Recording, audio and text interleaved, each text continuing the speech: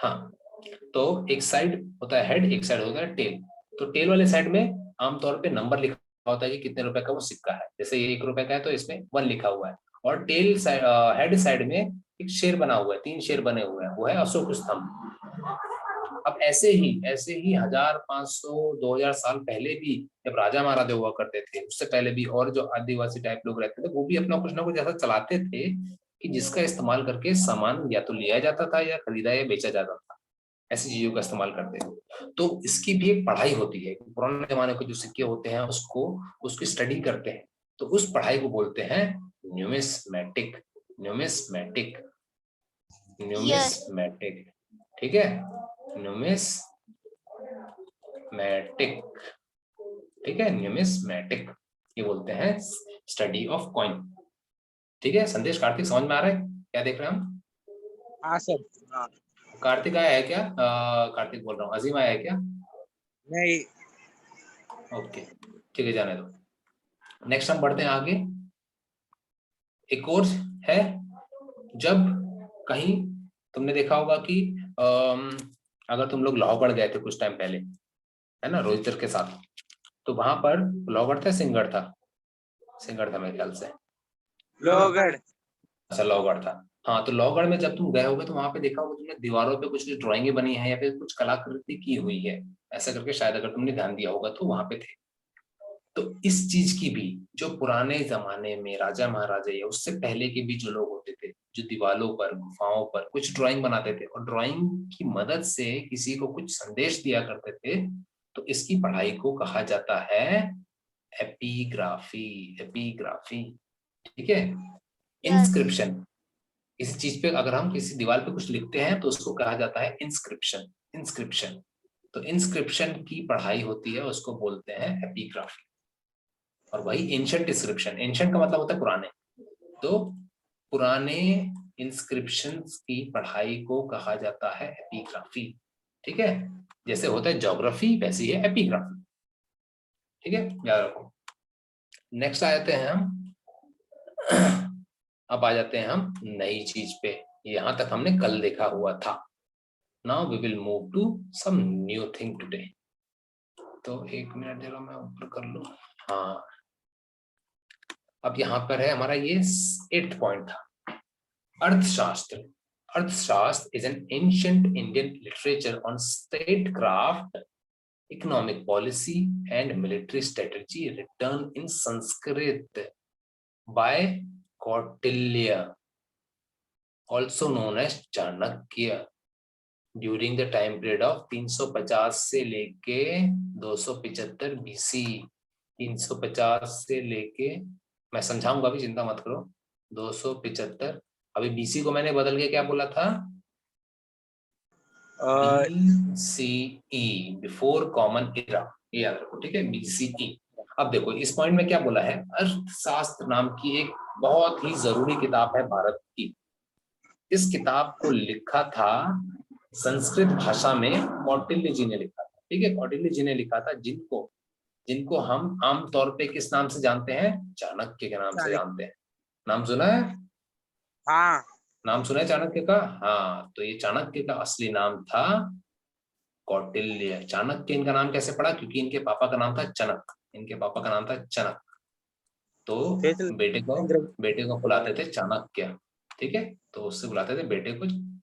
और इनका एक और तीन, हेलो हेलो। हाँ, आवाज आ रही है? हाँ हाँ। हाँ, और इनका एक और तीसरा नाम है, ये नाम है विष्णु। यहाँ पे ऐसा था, विष्णु गुप्त। ठीक है, विष्णु गुप्त। इनको 3 नाम से जाना जाता है, कौटिल्य, चाणक्य और विष्णु गुप्त। ये तीनों नाम याद रखना, क्योंकि ये आदमी बहुत इंपॉर्टेंट है हमारे भारत की हिस्ट्री में, इतिहास में। इसने बहुत बड़े काम किए हैं, धीरे धीरे हम देखेंगे। फिलहाल अभी नाम ध्यान रखो, विष्णुगुप्त, कौटिल्य या फिर चाणक्य। ठीक है, अब देखो इन्होंने जो किताब लिखी थी उस किताब का नाम था अर्थशास्त्र। अर्थशास्त्र, इसको मैं मराठी में हिंदी में लिखता हूँ, अर्थशास्त्र। ठीक है, उल्टा लिख दिया मैंने, सवाई वाला दूसरा वाला होना चाहिए था आगे। एक मिनट सीधा कर देते हैं इसका ओपन। अर्थ, मेरे ख्याल से पहले ही सही था, ठीक है जो भी है। अर्थशास्त्र, अब इस अर्थ का क्या मतलब होता है? इसका मतलब होता है पैसे, पैसे, ठीक है। अर्थ का मतलब होता है पैसे। पैसे को कैसे चलाया जाए, उसका कैसे इस्तेमाल किया जाए देश को चलाने के लिए, पैसे का कैसे इस्तेमाल किया जाए अगर एक देश को चलाना है तो कहाँ पे ज्यादा डालने चाहिए पैसे, कहाँ पे कम, बच्चों की पढ़ाई में ज्यादा देना चाहिए, या फिर सेना को मजबूत बनाने के लिए पैसा ज्यादा लगाना चाहिए, या फिर बूढ़े लोगों को मदद में ज्यादा लगाना चाहिए, ये सब इसमें अर्थशास्त्र में इसने, ये जो चाणक्य जी हैं इन्होंने 350 साल पहले, किसके, जीसस क्राइस्ट से, 0 से 350 साल पहले ये चीजें बता दी थी। समझ में आ रहा है कितना पहले ये हमको इतना सारा ज्ञान देके चले गए हैं, और अब तक ये हमको काम आ रहा है, ठीक है। देखो इन्होंने कौन कौन सी चीजों पे, ये किताब, ये जो किताब है उस पे क्या क्या दिया हुआ है, स्टेट क्राफ्ट। स्टेट क्राफ्ट का क्या मतलब है? स्टेट का मतलब होता है देश। अभी तुम बोलोगे सर आप तो कुछ और ही बता रहे हो, स्टेट का मतलब तो होता राज्य होता है, लेकिन अगर हम पूरी दुनिया के हिसाब से देखें तो स्टेट का मतलब होता है देश। अगर हम कंट्री की बात कर रहे हैं तो स्टेट का मतलब होता है राज्य। तो इन्होंने ये जो किताब लिखी थी ये थी स्टेट क्राफ्ट में, मतलब स्टेट को कैसे चलाया जाए, एक देश को कैसे चलाया जाए, ये था। इकोनॉमिक पॉलिसी, इकोनॉमिक पॉलिसी जैसे मैं भी बता रहा था कि पैसे का इस्तेमाल कैसे किया जाए कि देश का विकास हो, ये था। और तीसरा चीज उस किताब में क्या लिखा है, मिलिट्री स्ट्रेटेजी। मिलिट्री स्ट्रेटेजी बहुत इंपॉर्टेंट है कि कैसे अपनी सेना का इस्तेमाल किया जाए दुश्मन देशों को हराने के लिए, ठीक है। ओके, तो ये हो गया हमारा 8th पॉइंट। 8th पॉइंट में हमने क्या देखा कि अर्थशास्त्र नाम की किताब को लिखा गया था चाणक्य के द्वारा, जिनका एक और नाम था कौटिल्य और एक और नाम था विष्णुगुप्त। कब लिखा था इन्होंने?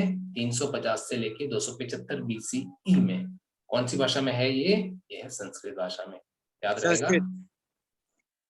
हाँ। ओके, अब देखो नेक्स्ट पॉइंट है कौटिल्य से ही जुड़ा हुआ। कौटिल्य या फिर Chanakya was the chief advisor and prime minister to the Indian emperor Chandragupta, who was the founder ruler of Maurya Empire in 350 BC। अब देखो एक बहुत बढ़िया सीरियल आया करता था कुछ टाइम पहले, पता नहीं तुम लोगों ने देखा है कि नहीं, इसका नाम था चंद्रगुप्त मौर्य, ठीक है। अगर कहीं मिलेगा तो इसको देखना है, या फिर कभी आएगा तो इसको देखना है। इसमें बहुत बढ़िया दिखाया है कि 350 साल 350 साल पहले, 0 के 350 साल पहले, तो आज से कितने साल पहले की बात हो रही है? संदेश दिमाग लगाओ।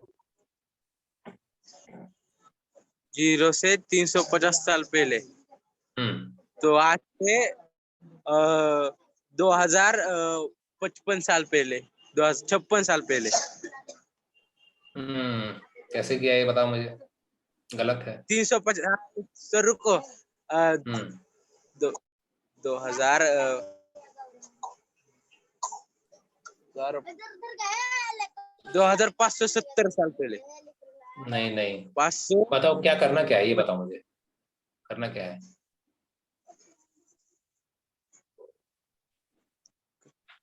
मतलब क्या करना है, कैसे निकालेंगे हम? अब अभी जितना चालू है ना, जितना चालू उसको है 2021 हाँ, उसको 350 से प्लस करेंगे। प्लस करेंगे, ठीक है। तो इसमें 350 प्लस करेंगे हम, तो कितना आ जाएगा हाँ। ये आएगा 1732, 2371 साल पहले की बात है।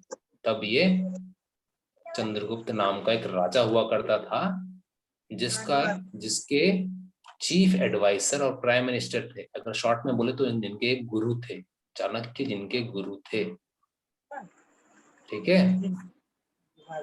और इनकी हाँ। कहानी पढ़ोगे, बहुत बहुत इंटरेस्टिंग है कि कैसे ये चाणक्य जो थे, इनका झगड़ा हुआ था एक नंद नाम के आदमी के साथ। नंद नाम का एक राजा था, ठीक है, हाँ धननंद। सर, वो सिकंदर आया था जब भारत पे, तो उन मदद मांगने गए थे, वही।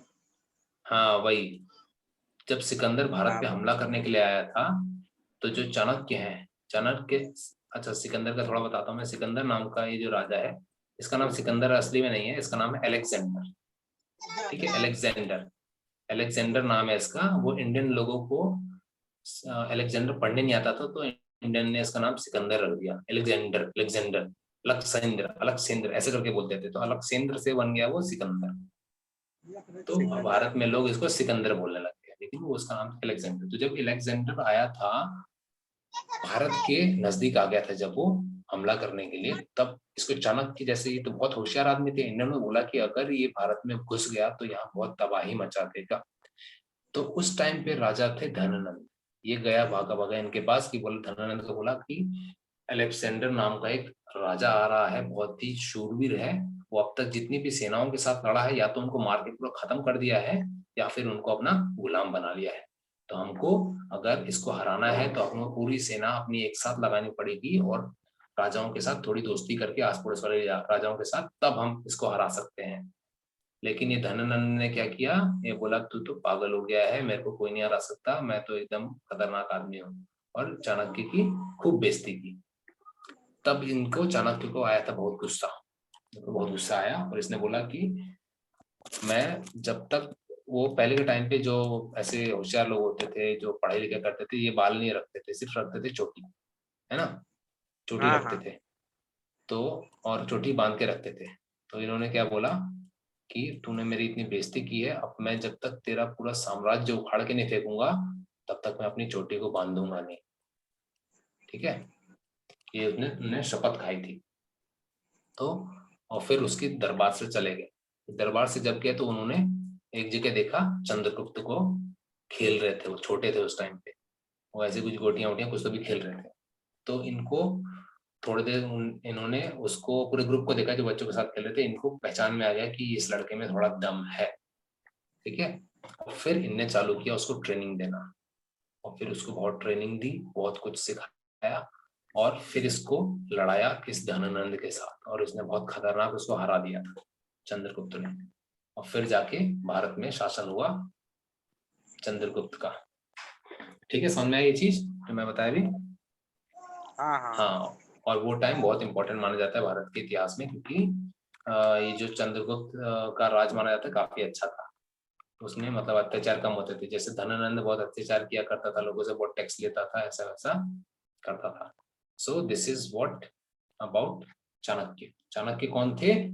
चंद्रगुप्त मौर्य के चीफ एडवाइजर और प्राइम मिनिस्टर थे। प्राइम मिनिस्टर पहले राजा के नीचे आया करते थे, सबसे ऊपर राजा हुआ करते थे, और फिर उसके नीचे आते थे प्राइम मिनिस्टर। आजकल तो राजा वाला सिस्टम खत्म कर दिया है, तो सबसे ऊपर होते हैं पीएम, प्राइम मिनिस्टर होते हैं, है ना? ओके। हाँ सर। और ये टाइम भी ध्यान रखो कि चंद्रगुप्त का टाइम क्या था, 350 BCE।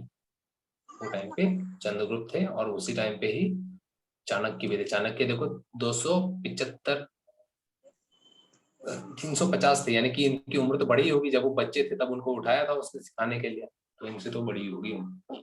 ठीक है, अब आए थे हम नेक्स्ट पॉइंट पे। 2 पॉइंट हम आज के देख लिए। Third point is Kalidas. बहुत इंपॉर्टेंट कवि है ये एक, जिनको क्या कहा जाता है, Shakespeare of India. Shakespeare of India. अभी भाई ये शेक्सपियर कौन है? शेक्सपियर दुनिया का एक बहुत बड़ा कवि है, बहुत बड़ा कवि। तुम लोग अभी मेरे ख्याल से तुम लोग को 11th में इसकी पोएम होगी, 11th और 12th में तुमको, या फिर अभी होगी, अभी 10वीं में है क्या कोई?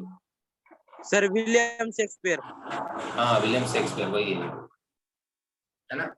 तो ये हाँ बहुत बड़े कवि हैं, और इनकी कवि भी हैं, और इन्होंने बहुत से ड्रामा भी लिखा है, और ड्रामों पे इनकी बहुत पिक्चरें भी बनी हैं।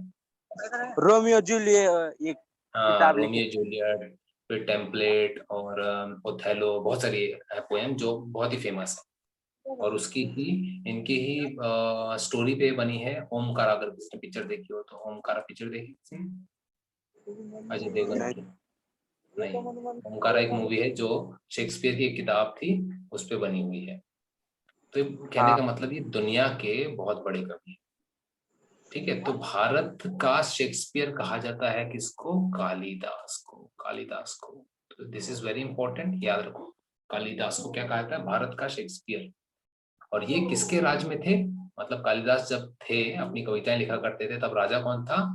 गुप्ता डायनेस्टी थी, मतलब गुप्ता के राजा थे। गुप्ता कौन से हो गए? चंद्रगुप्त, ठीक है, चंद्रगुप्त। हाँ, चंद्रगुप्त थे, उसके बेटे थे फिर स्कंदगुप्त, उसके बेटे का नाम था स्कंदगुप्त। फिर उसके बेटे का नाम था समुद्रगुप्त।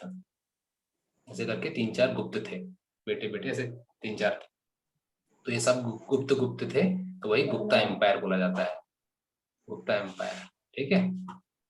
हाँ, ओके, तो ये हो गया हमारा point number 3। Now let's move to the point number 4।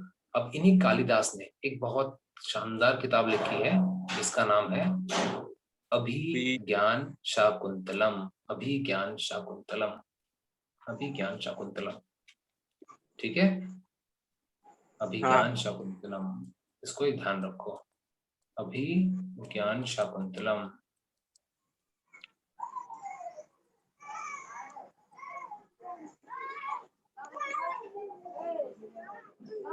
Okay, ये नाम याद रखो, विज्ञान शाकुंतलम किसकी लिखी हुई है? कालिदास जी की।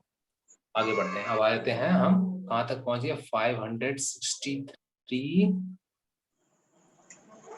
BCE। ये टाइम पे पैदा हुए थे गौतम बुद्ध, ठीक है। गौतम बुद्ध का नाम सुना ही होगा, हाँ, हाँ, है ना। ये पैदा हुए थे 563, यानी कि आज से कितना टाइम हुआ? उसमें 2021 जोड़ दो, BCE है तो उसमें 563 में 2021 जोड़ दो, तो जितना आएगा उतने साल पहले गौतम बुद्ध जन्मे थे, वो धरती पे आए थे और उन्होंने बहुत सारा ज्ञान देके गए। बहुत लोग उनको भगवान भी मानते हैं, ठीक है। तो देखो और भी चीजें हैं इनके बारे में कि इन्होंने ही बुद्ध धर्म की स्थापना की थी, गौतम बुद्ध ने। और इनका असली नाम क्या था? सिद्धार्थ गौतम बुद्ध, ये इनका पूरा असली नाम था, ठीक है। हाँ। वैभव समझ में आ रहा है सब? वो नहीं है सर, अमित। वैभव चला गया क्या? ओके, ठीक है, ओके। नेक्स्ट आ जाता है, ये टाइम याद रखना, ठीक है। फिर सिद्धार्थ गौतम अटेंड निर्वाण। अभी निर्वाण क्या चीज है? निर्वाण का मतलब होता है जो धरती का सबसे बड़ा ज्ञान है, ठीक है, कि हम लोग धरती पे क्यों आए हैं, हम क्या करने के लिए यहाँ पर आए हैं, भगवान ने हमको क्यों पैदा किया, ये सब जिससे जो सवाल है ना, इनको बहुत ही कम लोग जान पाए हैं।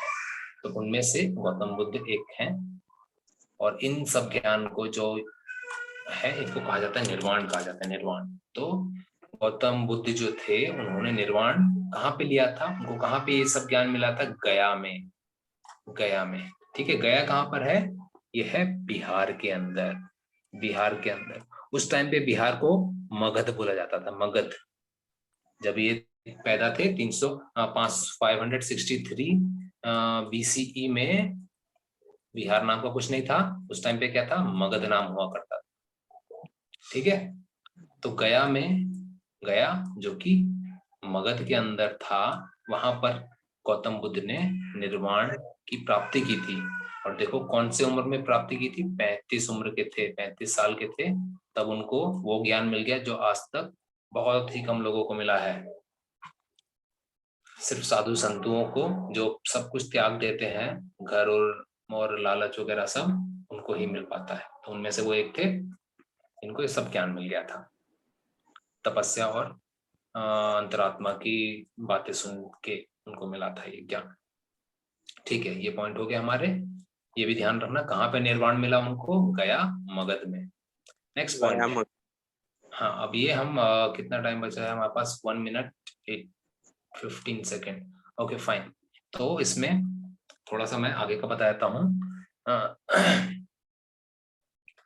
जब, अच्छा ठीक है, ऐसा करते हैं, इसको डिस्कनेक्ट करते हैं, नेक्स्ट लिंक ज्वाइन करते हैं, ये 4 पॉइंट और करवा लेते हैं, ठीक है। सेम लिंक को ज्वाइन करना।